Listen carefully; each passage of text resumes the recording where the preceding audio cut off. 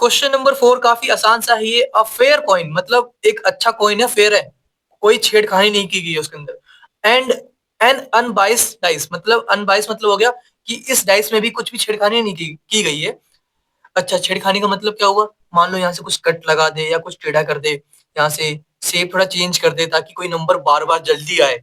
Okay, मतलब ये यहाँ पे अनबाइस है, मतलब प्रॉपर है, बढ़िया डाइस है, मतलब सब चीज की आने की प्रोबेबिलिटी बराबर है। 1 की, 2 की, 3 की, 4 की, 5 की, 6 की, सबकी बराबर प्रोबेबिलिटी है। फिर कहा गया है are tossed and A be the event head on the coin and B the event 3 on the dice. अच्छा, ये बात तो ठीक है। चल क्या रहा है यहाँ पे? एक कॉइन को टॉस किया गया, ओके, तो हेड आएगा या टेल आएगा।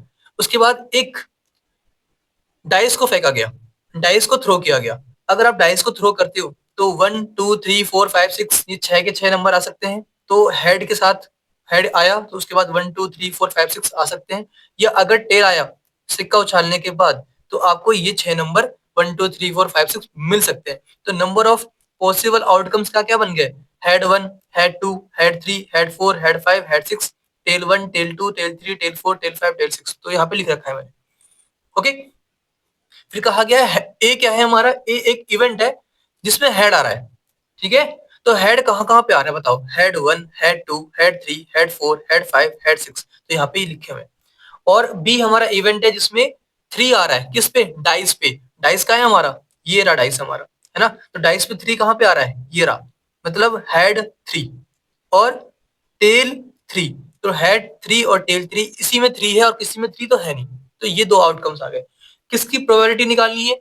Check whether A and B are independent. हमें चेक करना है कि इंडिपेंडेंट है या नहीं है, ये करना है। इंडिपेंडेंट का फॉर्मूला ये होता है, आपको करना क्या होगा, यहाँ पे ए बी दे रखे हैं तो ए बी का इंटरसेक्शन की प्रोबेबिलिटी निकालनी है। अगर वो इक्वल आ जाए, probability of A into probability of B के, तो हम कह देते हैं कि इंडिपेंडेंट है। तो आपको सिर्फ ये प्रूव करना है।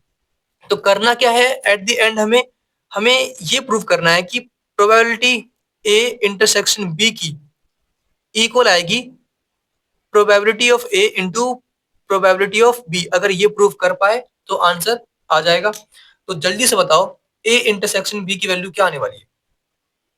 ए इंटरसेक्शन बी मतलब ए और बी में कॉमन क्या है? कॉमन इन दोनों में H3 यहाँ पे है, T3 इसमें नहीं है। तो एक ही एलिमेंट है जो कॉमन है, जो कि क्या है? H3।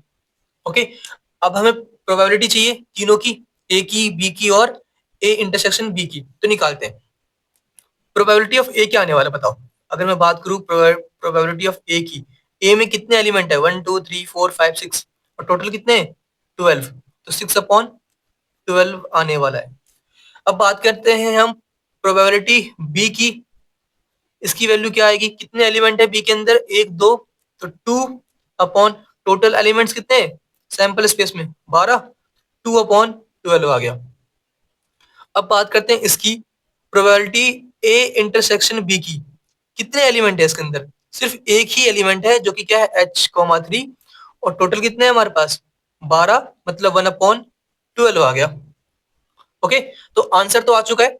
इसकी वैल्यू क्या है हमारे पास? Probability of A intersection B 1/12 यहाँ पे पुट कर दिया, equal to probability of A क्या है हमारे पास? ए हमारे पास 6/12 है, तो 6/12 पुट कर दिया। फिर इंटू प्रोबेबिलिटी ऑफ बी क्या है हमारे पास?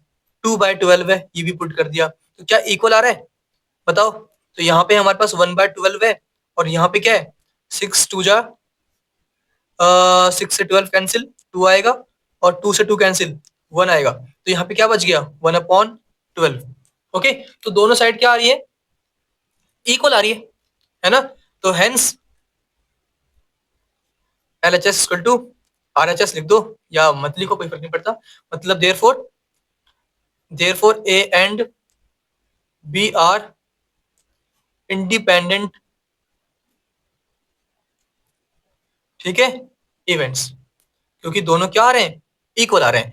इसकी वैल्यू भी 1/12 है और इसकी वैल्यू भी क्या है? 1/12। तो आपको सिर्फ इतना ही करना है, ये नोट कर लो, आपने पहले भी बहुत बार देख रखा है ऐसे। ओके।